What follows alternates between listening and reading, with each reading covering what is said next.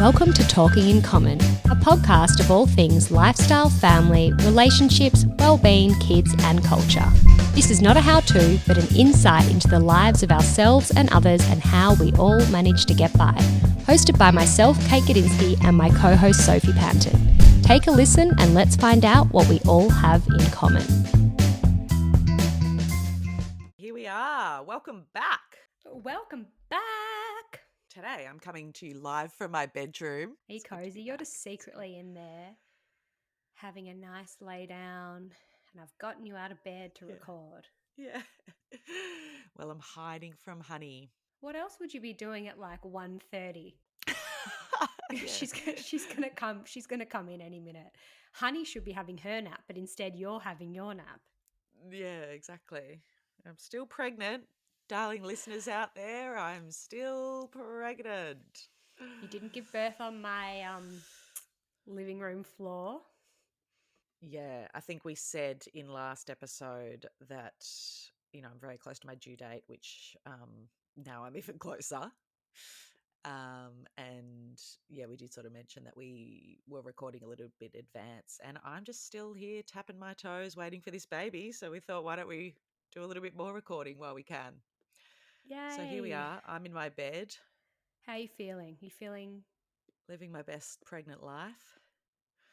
I'm feeling good. I actually had a blissful induction massage this morning.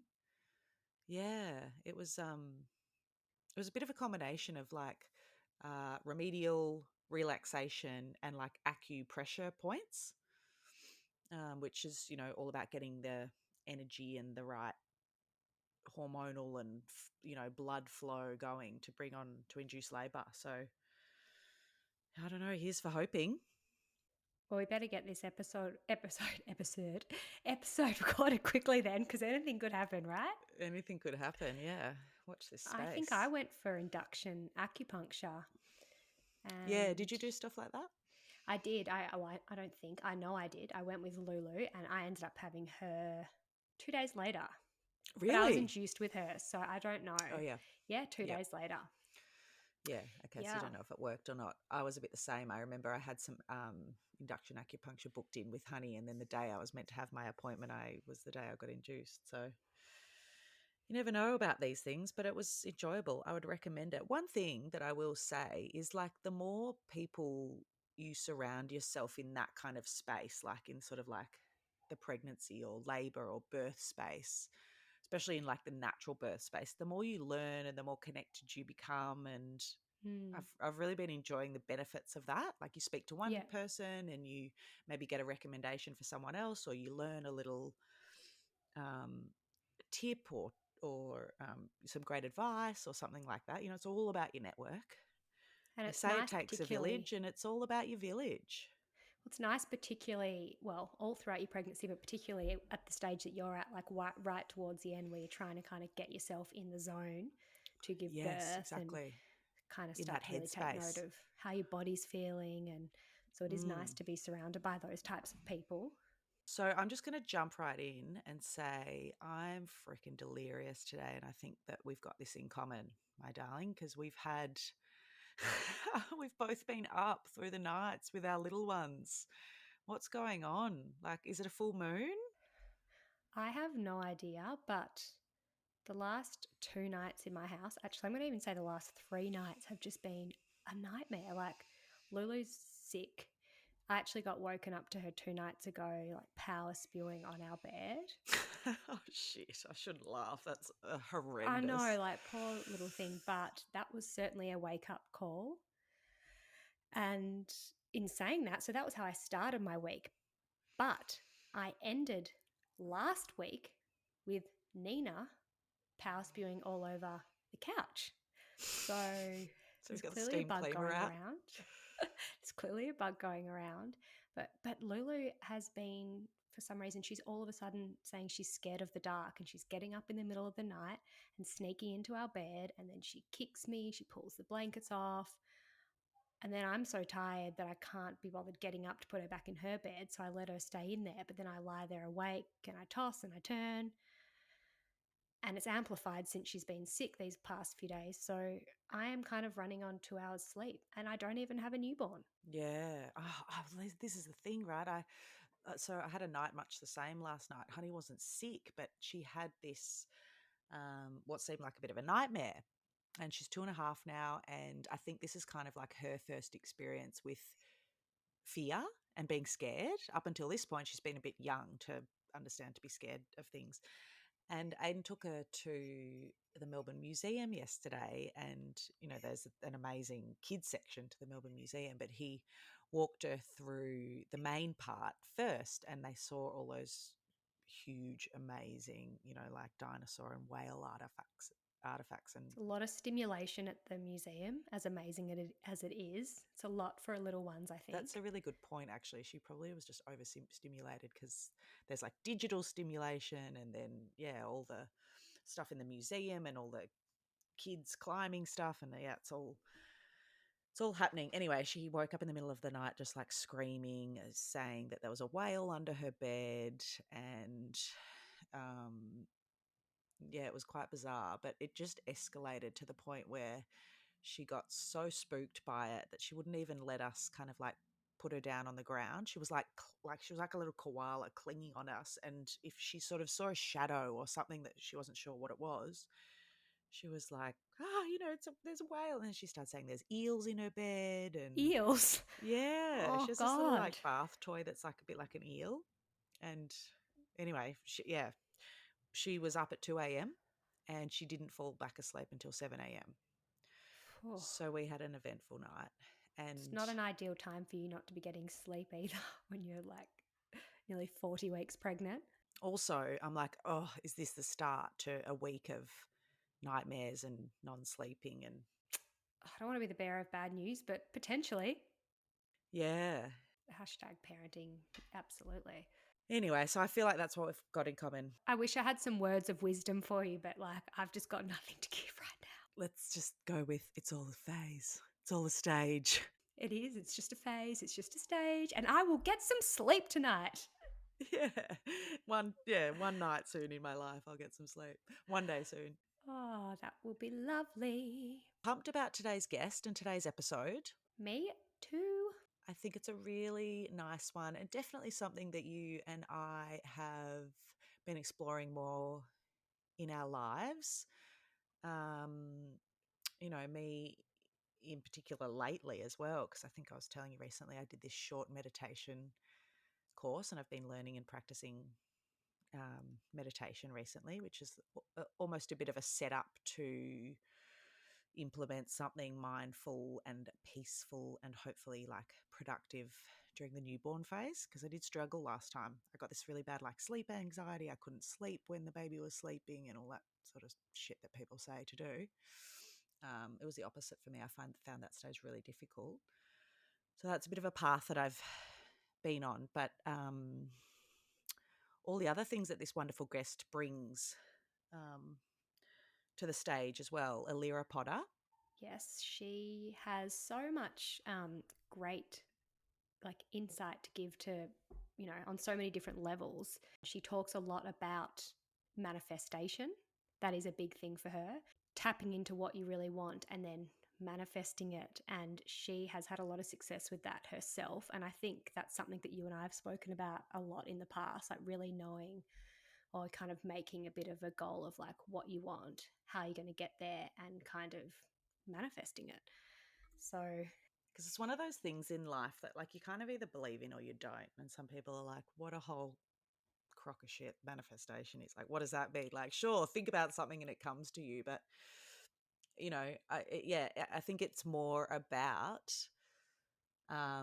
just tapping into what it truly is that you want and following those desires, finding the right people, finding the right mental space, finding the right environment, just to live more in line with like who you are and what you want. And these are all the things that Alira's all about. And I think like now I think you sort of threw her name out there in the beginning, like that she'd be a great person for us to chat to. And all of the things that she does practice and all of the things that she does stand for, I think were intriguing to us from the perspective that we both have young girls too. Yeah, and she's all about empowerment. Yeah, she's all about empowerment. She's a really proud First Nations woman. She talks a lot about body positivity. She's young. She's open-minded. She's practices a lot of inclusivity and diversity and spirituality, and all these really interesting things that I think are really healthy for young women in particular to be seeing, especially on social media. Absolutely. And another thing that we spoke a lot about with her was the importance of role models and body positivity, as you mentioned before, but Mm, particularly around young people. mm, How important it is to have different role models, for us with our young daughters, like not for our young daughters just to have us as role models, but to have other influential women in their lives, yeah, from all different backgrounds and all walks of life, and who believe in different things, and who, yeah, can just kind of set a really great example, but give our kids a sense of diversity, I think. yeah. I think that's a really good point. That's a really good point as well, and that's why it's nice to connect with people who are out in the world doing that and that are brave and that are putting themselves out there, which is very much what she's doing. And um, I just find like the whole spirituality thing like quite intriguing too. She's a psychic. I think she's a Reiki healer. Yeah. Yeah, she's very much into her manifestation. We spoke a lot about, well, a little bit about, I should say, how everybody has the ability to kind of tap into their intuition and open themselves up to it. Do you reckon you've got it? I would like to, I would like to have it. I don't think I've tapped into it yet. I think when we were talking to her, I was like, but how do you like, or she calls them downloads when she gets these sort of like spiritual messages, spiritual downloads. I'm like, but how do you like sense it or feel it or understand it? Like, how exactly? But it was interesting because she was saying that, like, she's like, everyone's got it in them. It's just about tapping into it and noticing it and being intuitive, Not shutting it off. not shutting it off. Exactly. Yeah. Another thing that we touched on with her was learning to be uncomfortable to become comfortable, which she speaks about a lot in her amazing book, Wild and Witchy. Um, and it really makes a lot of sense, because there are so many situations where we must be uncomfortable in order to learn and to grow and to evolve. And I mean, if we always stay in our comfort zone and avoid situations where, we worry that we might fail or become uncomfortable, like, we're just not going to grow as an individual. So it is important. And I think there's a real difference between being uncomfortable and being scared. So I guess being uncomfortable kind of means that you're in a situation where things are, I guess, unfamiliar or outside what you're used to and unpredictable.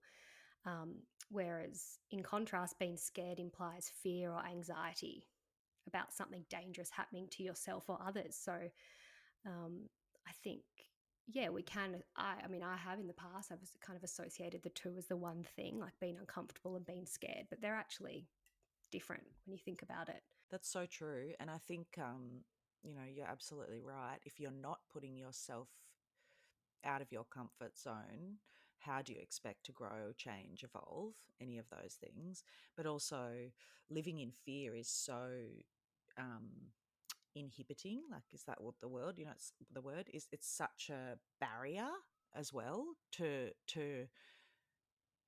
living the life that you want, and like going back to the things that we were talking about. Yeah, it's a total roadblock, and so it sort of makes sense. Like energetically, if you're living in fear, you're living with these barriers, and then how are you going to get to a place where you want to get to, or what you truly desire when you're living in a place of fear? But yeah, being uncomfortable and almost achieving something that push puts you outside your comfort zone is going to help you grow immensely and open up doors that potentially wouldn't have been there otherwise. So I love that, and that definitely resonates with me. I love to live my life challenging myself in healthy ways, and It's important. yeah, it's important. Life's short. Live, learn, grow. Flourish. Flourish. Flower. Let's introduce our lovely guest. Clearly, we're so delirious. Sorry, guys, if we sound a bit all me anyway, a bit all over the place in this intro. I'm just like, Oh my God, likewise. yes, Yeah, let's introduce her. likewise. All right. So, Allira Potter is a proud Yoda Yoda woman. She is a manifestation and spiritual coach, a trained Reiki practitioner, an intuitive reader, an energy healer, life coach, and meditation guide, and most recently adding author to her repertoire after the release of her first book earlier this year, Wild and Witchy. So we both read this book recently, which we loved. Well, to be fair, I actually listened to most of it on Audible. Life hack, everyone. Listen to books on. You love an audiobook, babe? But the book's been described as a handbook for millennials about life, loss, spirituality, and women's intuition, hence why we wanted to talk to her today. She was a really beautiful soul to chat to, so friendly, so gorgeous. We both thoroughly enjoyed our conversation with her, and we really hope you do too. So here she is.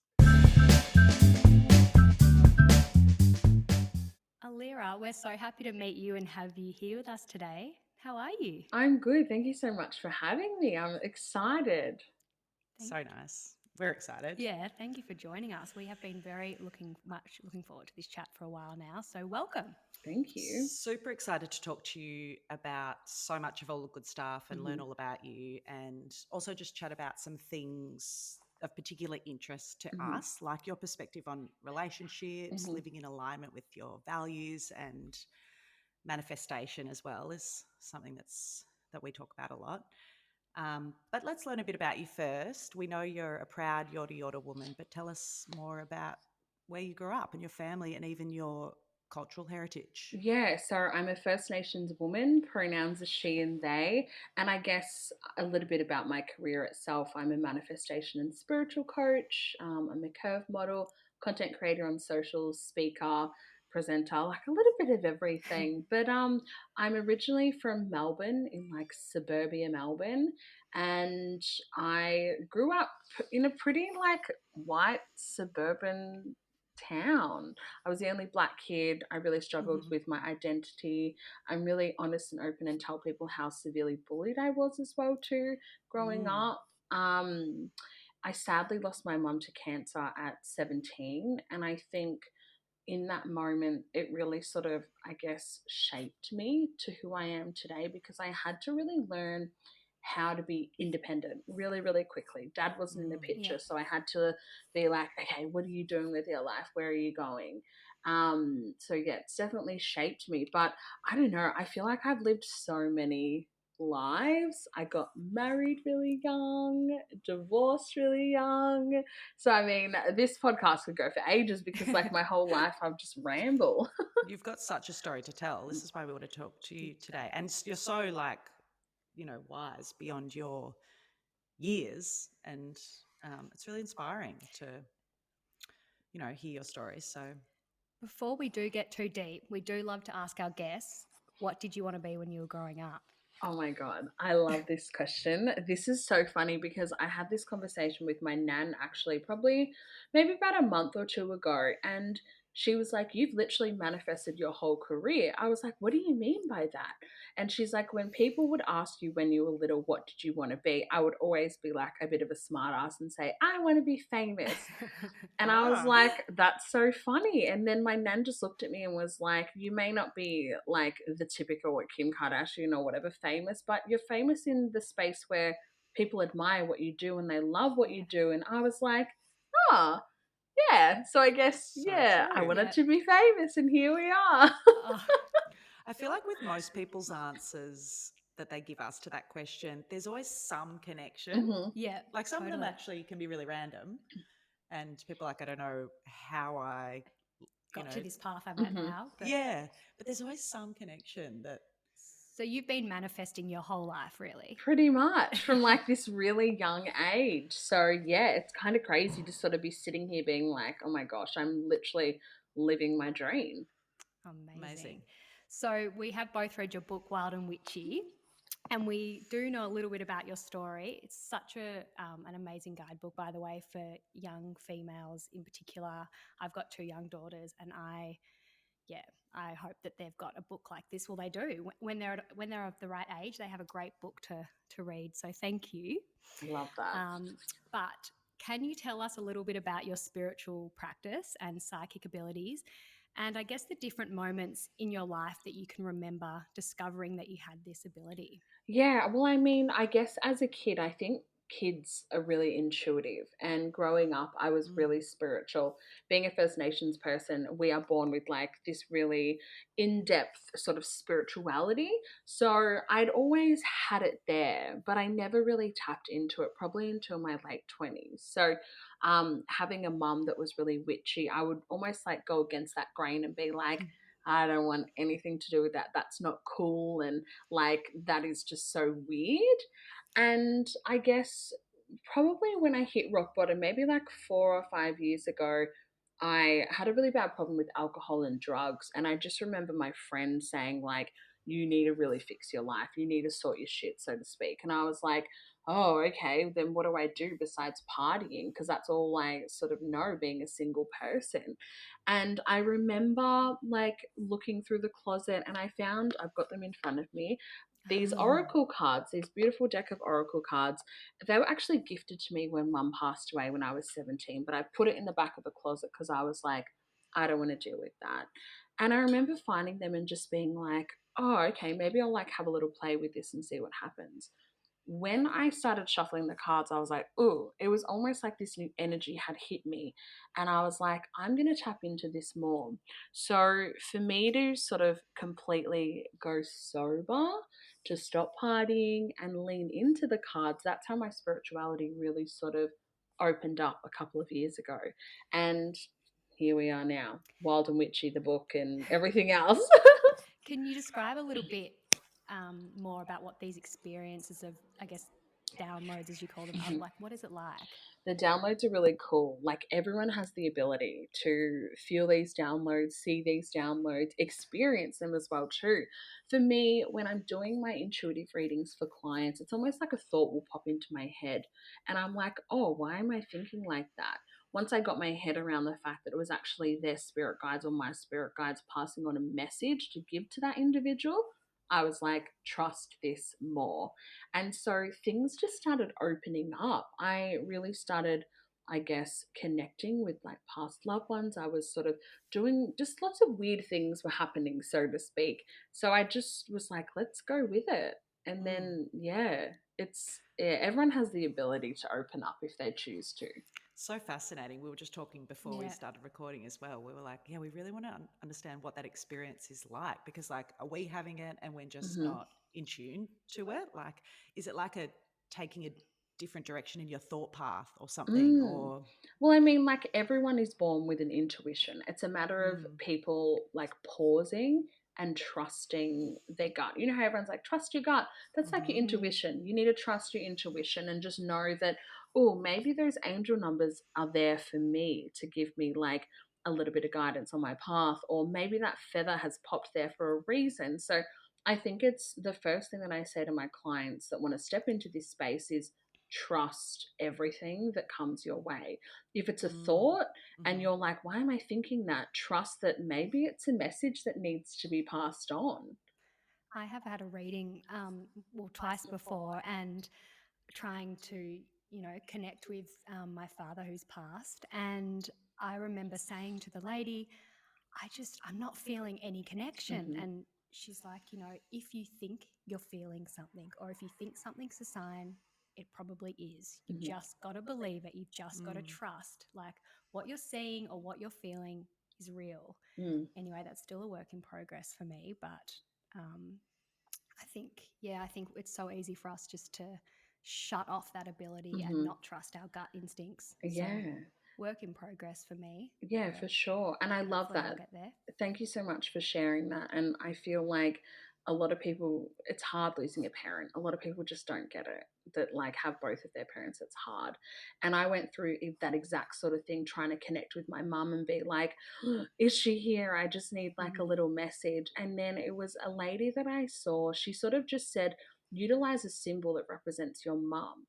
And anytime it could be a song, it could be like a color, anytime that drops in, that's like a message. So when I ask my mum, I'm like, oh, mum, are you around? I just need like a question answered. A particular song actually plays. And I'm always like, it's actually a few different songs, but I'm always like, oh, okay, that's her affirming that she's around and she's giving me a little message. So yeah, it's powerful. So I'm sure if you sort of like connected in a little bit and were like, okay, Dad, like, are you around? Use something specific that was meaningful to him and maybe even you as well too. So beautiful, so powerful. What was it? I love how you call your mum, that she say, like, describe her as being witchy. Yeah. What was she doing? What practices was she Do you know what? tapping into? And I have no idea. It was almost like she was doing really closed practices. Like she would go to this witch circle once a week, and I would always ask questions and be like, "What are you actually doing?" And she's like, "I'm not telling you." And I was like, "Okay."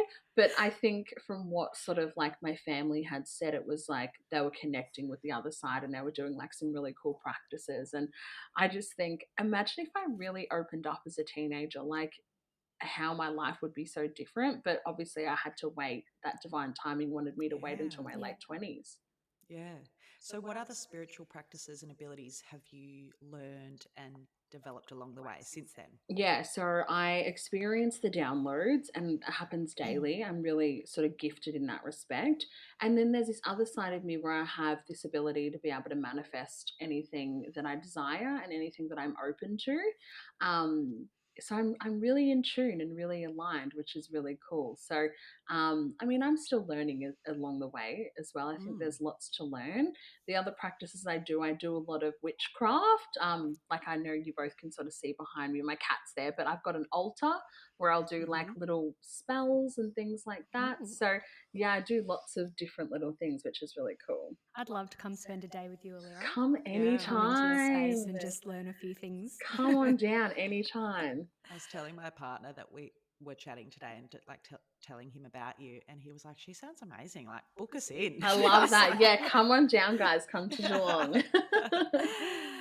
So, I mean, you are a lady who wears many hats. Which sort of parts of your work do you find, I guess, the most fulfilling, or, you know, what practices do you find, I guess, helps others the most, but also that you gain a lot from yourself? Yeah, I think it is all like the spiritual coaching that I do for people. And when clients book in for intuitive readings, they're Yeah. probably the most meaningful and the things that really set my soul on fire.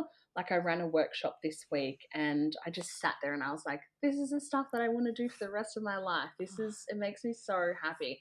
I couldn't care less about money. Money is like always going to come and go. It was the fact that I had so many clients message after and be like, you have helped me like so much. And I'm like, that's what I want to do with my life, just help people. Must be such a Amazing. nice feeling getting that really positive feedback Yeah. from helping other people. Yeah, definitely. It's just so nice to hear you speak like that too, because it's rare. Like, so many people, we'll talk a little bit about sort of like, you know, values and alignment a little later on, but so many people, I was just having a chat to one of my other girlfriends the other day about how so many people just don't even know their true values, don't even know who they really want to be, what really makes them happy.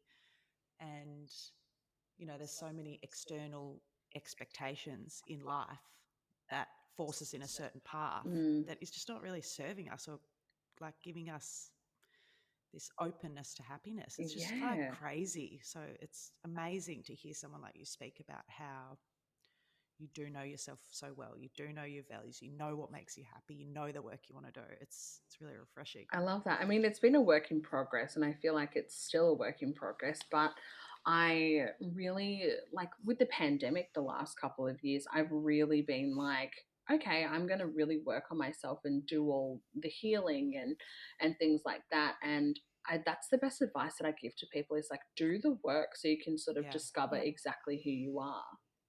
Yeah, it takes work. There's a lot It of work. does, yeah. It seems so important to, I guess, work on yourself. Mm. We would love to chat about relationships with you as well. you do have some great perspectives from your different experiences that you share in your book. Are you open to telling us a little bit more about your marriage and also going through a divorce at such a young age? Yeah, 100%. I'm always so open and transparent and people love it. Yeah. Yeah, I got married really, really young. I fell in love really, really young. I thought that the man that I married was going to be the man that I spent the rest of my life with. And I guess I live with no regrets. That marriage shaped me to be the woman that I am today because it gave me the ability to be like, I know exactly what I want in a relationship. I know what I won't settle for, and I know what I will settle for. The relationship was beautiful. It was powerful. We just, at the end of it, we just wanted different things. So we mutually separated. And everyone's like, how? How can you just separate like that? And I was like, because we're both adults and we both wanted different things. Yeah.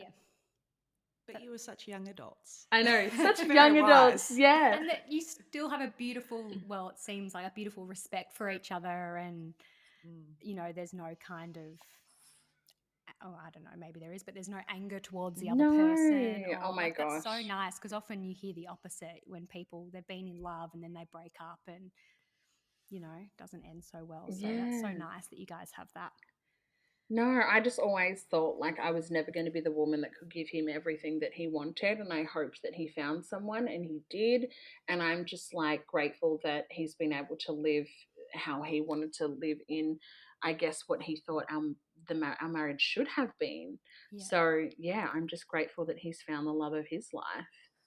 How have you sort of found that your relationships since then, or your approach to relationships since then, have changed? Oh my God, they've changed so much because we got together so young. I never really got to explore my sexuality. Yeah. So when we did divorce, I did the typical thing by joining like a footy team because I wanted to meet new people.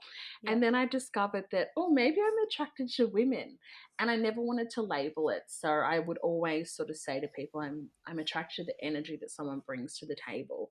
So the exploration of my sexuality has been mind-blowing, and it's been so much fun. But I think I'm still single now, but I think my whole marriage really just made me realize that I just won't settle for anything, and the person that I will settle for will be absolutely freaking amazing, and I'm so happy to wait for that. I'm glad that you're mentioning this, because part of the reason why we wanted to talk to you about relationships is because Kate and I always talk about how much relationships change when you have kids, and a lot of our listeners are parents and we're mums ourselves. But a few things that you just mentioned, a few things that you have talked about regarding relationships that I just wanted to chat to you more about, because I think it's really important and empowering to be reassured, were a few things like really articulating what you need in a relationship, knowing and cultivating what you deserve, and as well, like if the relationship isn't serving you anymore, if you're not happy, then it's okay to leave. Because I think once you're in a relationship with kids, like historically, we're told that broken marriages are really unhealthy for kids, or broken marriages are bad or unhealthy, or, have a negative impact on your children. But it's just not the truth. Like, we all deserve to be happy. And I think people get sort of stuck in this thought process of like, I've got to make my relationship work, especially once kids are involved. Yeah, and this is the conversation I've had with multiple friends who are in marriages and in long-term relationships, where I'm like, make sure that you are happy. You don't have to continuously cater for that other individual the whole time. If you're not happy, it's okay to fail a relationship. There is nothing wrong with that, because that's you serving you and you serving your higher good and being like, no, actually, I need to move on to bigger and better things, and that's A-okay. Yeah. How did you learn that? Or like, how did you discover that? I don't know. I think I just, I think the marriage, I think the beauty of the marriage that I was in, the communication that we had towards the end of it was out of this world. I remember us both just sitting there being like, we're not happy. So what do we want to do? Yeah. And I just remember us being like, what do we want to do? And I was honest and said, to be honest, I don't want to see a counselor or anything like that, because I actually can't see this marriage working. And he was like, I 100% agree. I was like, amazing. So let's get divorced then. Divorce party. Yay! Divorces need to be celebrated like Yeah. marriages sometimes, it can be Exactly. very enlightening, I suppose, Yeah. or life-changing. I'm lucky that I speak to my partner very openly about everything, and we're not afraid to tell each other how we feel, even though sometimes it can hurt. Yeah. But how would you encourage people to have this like open narrative in their relationship Yeah. about what they feel they need or what they deserve, or like how do people go about Yeah, I mean, making that change? it's hard, isn't it? It's actually, it is hard to be super vulnerable with your partner, I think. It's really hard. But I think just do it. Just say whatever's on your mind. Speak from the heart, because in 10, 15 years' time, if you're sitting there and you're still in like a really shitty marriage or a shitty relationship, then it's just like you're going to resent that person more and more. So don't be afraid to communicate. Don't be afraid to be open, but also hold space for your other half as well too, as you're saying what you need to say. I think that's important. Yeah, don't be afraid to speak up. I think, yeah, it's so important in a relationship. Allira, I love before, and how you also obviously talk about it in your book, but not needing to label everything. And this is a really good reminder for me when it comes to my own two daughters. I guess I'm in what you would call a traditional relationship, but there are so many variations of this. And I think it's important to express that to our children, and that it's important that they see the differences and diversity, and that they also have other, I guess, influential role models besides their own parents. What are your thoughts on this?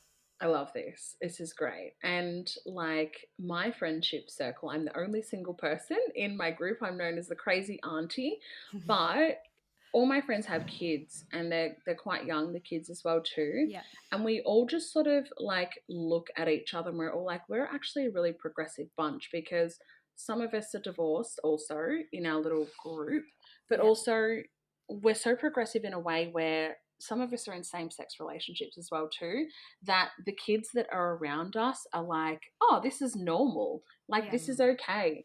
And we have people in our little friendship group that are non-binary as well too, which is important. So these beautiful kids are growing up just being like, oh, it's okay to not like label ourselves as a female or a male. So yeah, maybe I'm just like super progressive, I don't know, but I just think, yeah, we're my little nieces and nephews, we're just like, you can be whoever you want to be, and you need to accept that, some of us won't be in a traditional relationship, or we won't have traditional families as well too, that families are complicated and whatnot. So yeah, they're my little thoughts on it. I think, like you said before as well, like kids are so intuitive and they're like little sponges. So whatever their environment provides is what they soak in and what they see as normal. Yeah. Exactly. So, I mean, yes, maybe you are really progressive, but also maybe you're just living a normal and like real life and scenario for these kids around you, which is so important. Yeah, Because the it's world cool. that they're going to grow up in is very different to the world that we all grew up in. Oh, 100%. I agree.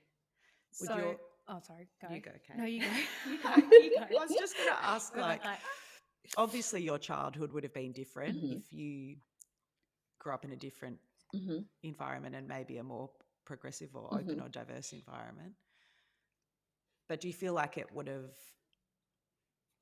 made you a different person, or like you said you were bullied and Yeah, I mean, I could have turned into a real bitch, couldn't I? Yeah. I really could. I really could have, and I really could have gone against the grain and been like anti XYZ. But the way that my mum raised me was in a way that you respect everybody, no matter their values, their beliefs, where they're from. Um, I'm, as weird as it sounds, I'm grateful that I got bullied in high school, because like it's really shaped me to be this like really cool individual where I actually don't give two shits about what people think about me. I think that's like power in itself. Yeah, having said that, my family, one side of my family are very progressive and diverse, and then the other side of my family, they'll probably hate me for saying this, but they're really white. They're really white and they're really conservative, and they don't get it, and that's great, because I've grown up in like two different like I don't know, two different dynamics where it's really shaped me to be just open to listening to everybody and being okay with, okay, all our values may not be aligned, but you just respect one another. Yeah.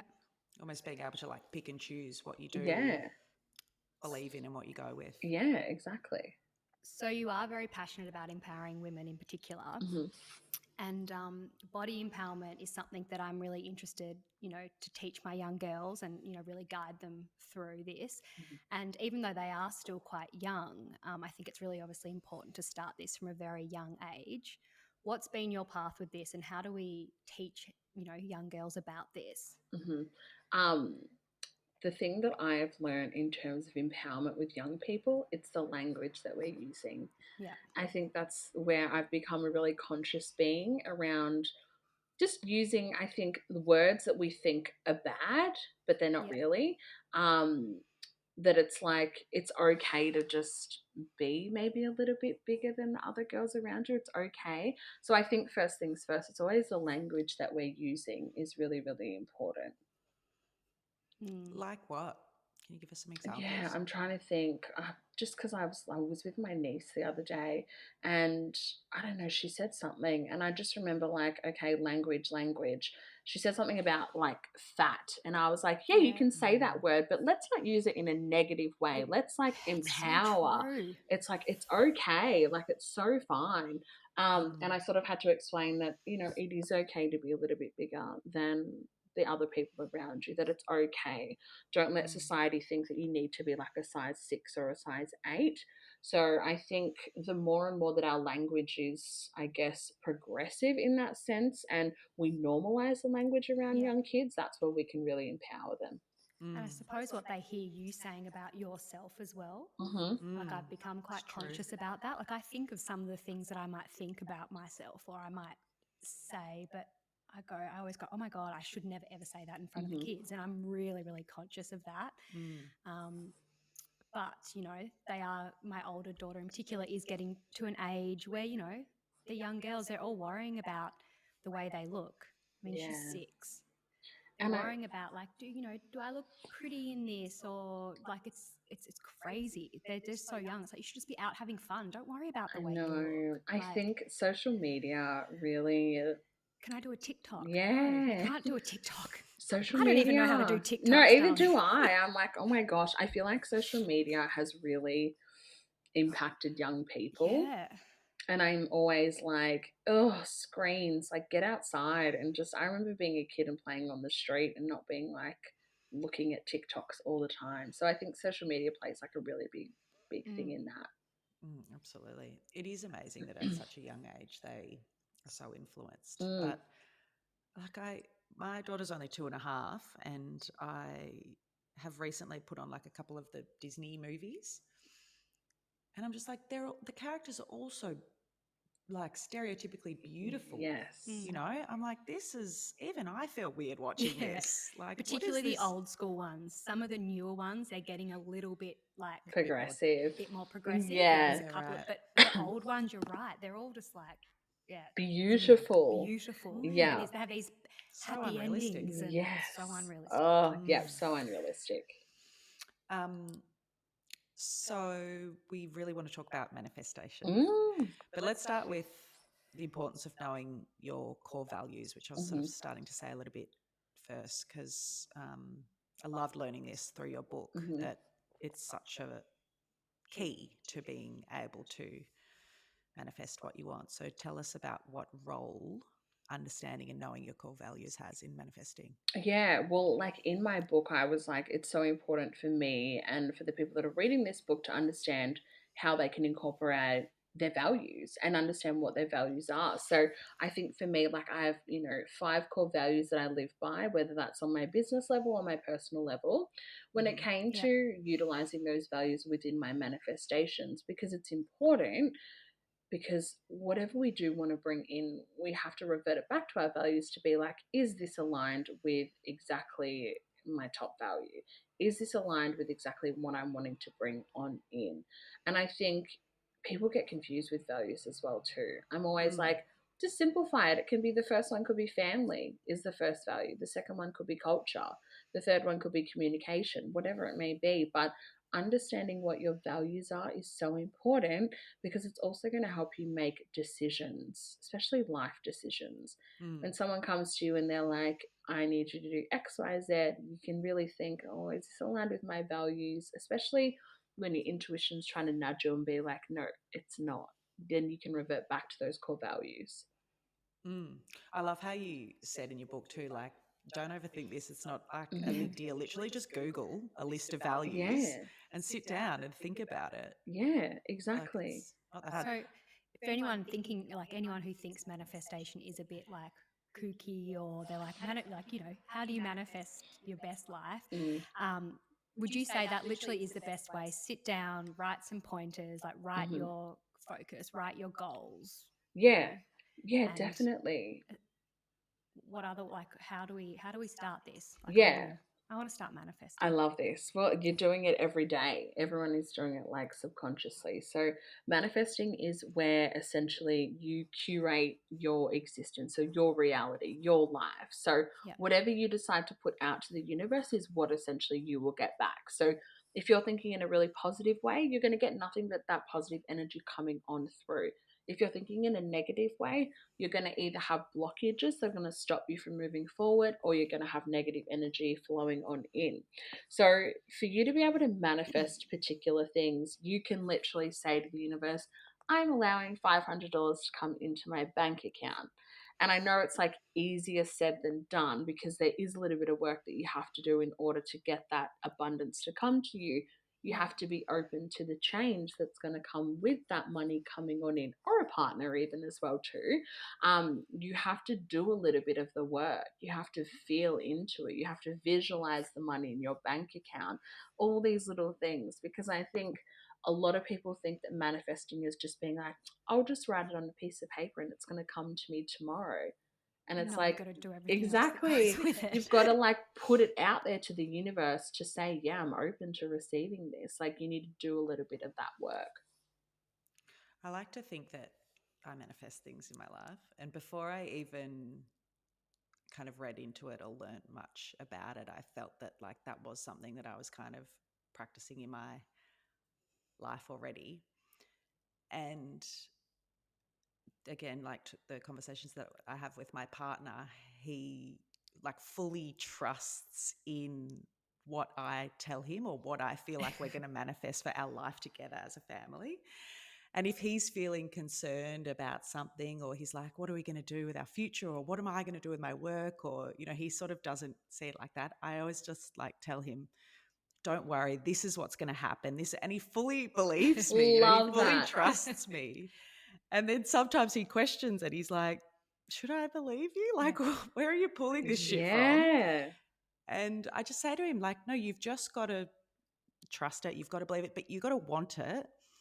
And like, yes, you got to work for it, but you've actually just got to believe that that's what you deserve and that's what you want, right? Exactly. And I think the best way to sort of trick your mindset is just to be like, the universe will gift me whatever it needs to gift me right now. And whatever doesn't serve me, it's going to pass me by. And whatever needs to stay here, it's going to stay here. It's that simple. So it's just got to trust the universe. It's like everything will be okay. Everything happens for a reason, right? Exactly. Can you do it on the flip side, like almost let go of things that aren't sitting right?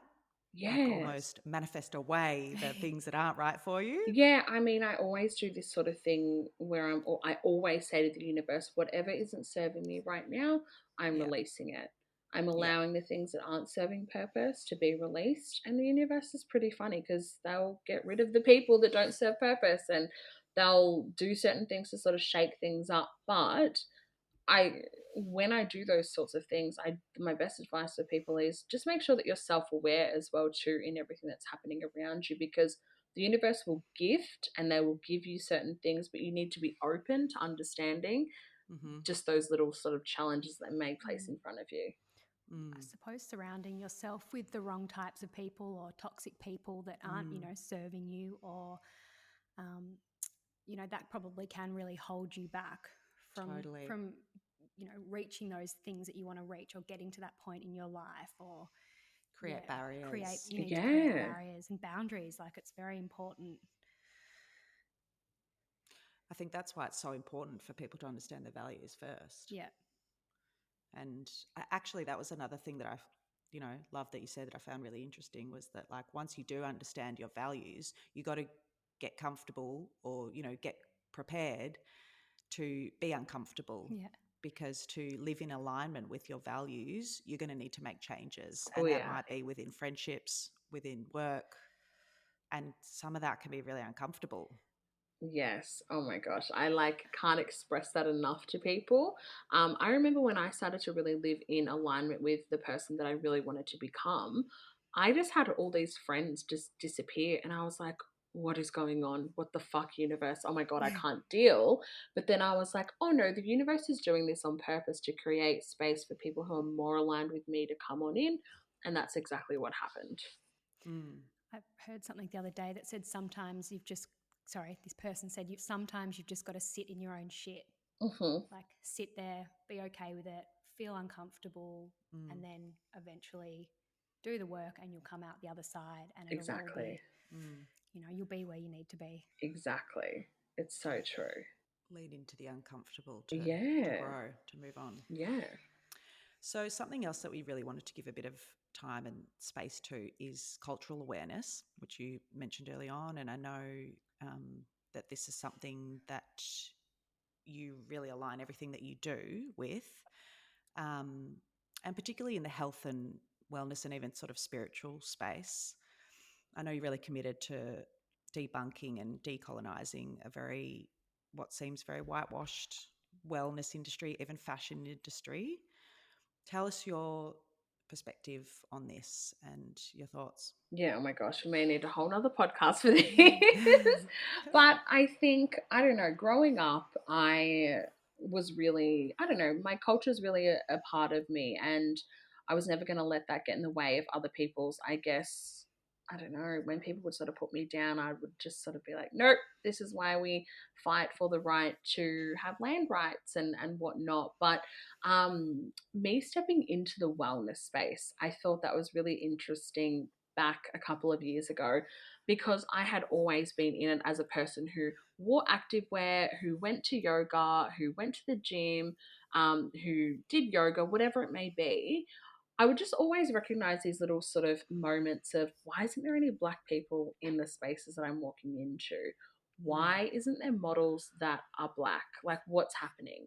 So, me stepping into this space, not only as, I guess, a meditation teacher, intuitive reader, I was thinking of being like, I need to shake this up and start to ask, why don't we have cultural safety in particular yoga classes that we're going into? Or why isn't there an acknowledgement of countries plaques when we walk into these spaces? And then I really started stepping up my content on social media, being like, I will only work with brands who are not going to utilize me as a tokenistic Black girl as well too, because the wellness space as a whole, it's huge. It's like $1 billion industry. And I just thought, if I can just change this industry in a way, just from a grassroots level, then I'm going to do it. And so I did that. So I had been working with a really well-known brand the last couple of years, Activewear. And they approached me, they're like, we want to work with you. We love everything that you're about. And I was like, firstly, I'm a size 18. I've never seen a plus size model on your books. Secondly, it's really whitewashed. I've never walked into your store because it's so white. And they were like, oh, okay, this makes sense. I was like, come back to me when you've made some change. So the last couple of years they made change. They started working with First Nations models. They started advertising that they go up to a size 18 to 20. And I was like, awesome, I'll work with you now. So I waited like 2 years before they made change until I agreed to work with them. What an amazing direct change. Yeah. Do you feel that a lot of brands are using cultural diversity as a marketing ploy, or is there a real sense of change within the wellness and fashion industry, or all industries, I guess? Yeah, I mean, that's a good question, because I had this conversation the other day where maybe sometimes I have to be the token Black girl to actually make change for the people that are behind me, so then they can walk into these spaces and they can feel comfortable. So I think sometimes it is a bit of a marketing point. It's a bit of a tick of the box. Yeah. However, I could name a whole bunch of brands right now that are just so culturally safe and culturally aware that it just fills my heart with joy knowing that one day when I have kids, they're going to grow up being like, oh, look, there's like a black girl on the TV. Like I never saw that as a kid. You're paving the way, girlfriend. Yeah, just trying my best. We were talking a little bit before we pressed record about your experience with Fashion Week. Yeah. Can you tell us a little bit about that again? Oh my gosh, where do I begin with Fashion Week? So I was there to talk about sustainability, fashion and culture, which are like my three things that I love to talk about. And I went there, I did that, but then I sort of was in, I guess, the Fashion Week hub is what I like to call it, where I rocked up to some of these events and I was just like, oh, this is making me uncomfortable because no one was actually present. There wasn't enough black influencers. There was lots of white influencers, white rich influencers, might I add. Whereas I just think, why are we here? What I literally stood there and I was like, what is Fashion Week? What are we doing here? We don't actually buy the clothes. We're just here to post on our social media. So no one's really present there. So I didn't like it at all. I hated it. But you felt good having a place there. Yeah. Representing. Yeah, because then I walked away and I was like, okay, these changes need to happen. This is great. We need to have this conversation. We need diversity. We need inclusion. We need like all abilities here. We need absolutely everything. So it was good to be there. I took up space. I ticked the boxes I needed to tick. Will I ever do it again? Probably not, unless there's change. Unless there's change. I don't want to put words in your mouth, but I'm pretty sure before you said it was a total wank fest. Literally, it is. I've said to everyone, I was like, it's just a wank fest. It's literally like small talk. People don't really care. I don't know. I didn't really enjoy it. So there needs to be change, I think. Yeah. But, good on you. It's like takes a very brave person to almost like not swallow your pride, because it's almost the opposite, but like be that person that is saying, I'm going to be there, I'm going to represent it, even though I'm not particularly enjoying this, I don't necessarily believe in it. Being the representation for people younger than me or next generations after me is more important. So important. And like I was getting invited to all these like well-known shows with big designers, and I was like, why are you inviting me? I'm a size 18 to 20. You go to a size 12. I don't understand it. Don't understand it. I remember just back on like the health and wellness thing, I remember reading something funny, or I think even you did mention in your book about not meaning for people like in yoga classes and stuff to suddenly go and throw out all their Palo Santo and sage and things, but just to really understand its cultural roots and its use, and not just be waving it around thinking it's just to clear the air or that it smells nice. I'm so clear and fresh. I know. Oh my gosh, there's so many people like that. I'm always like, just small steps, just be conscious of what you're actually utilizing and understand where it's coming from, and respect the culture as well too that it's coming from, because it's doing the research and having the knowledge, right? Exactly. Do the research, have the knowledge, and just don't be an idiot in this space. I think that's important. Yeah. Embarrassing. Yeah, so embarrassing. Oh my gosh. I think from a sustainability point of view too, like sage and Palo Santo is like, awfully harmful for the environment. How much demand there is for these products. Yes. It's not a sustainable product. It's not sustainable at all. So, respect it is one thing. Allira, thank you so much for giving us your time today and for sharing such great insight into you and all of the amazing energy that surrounds you. You are so wise beyond your years, and we can all absolutely take a leaf out of your book. So we really appreciate you giving us your time. Thank you. Thanks so much for having me.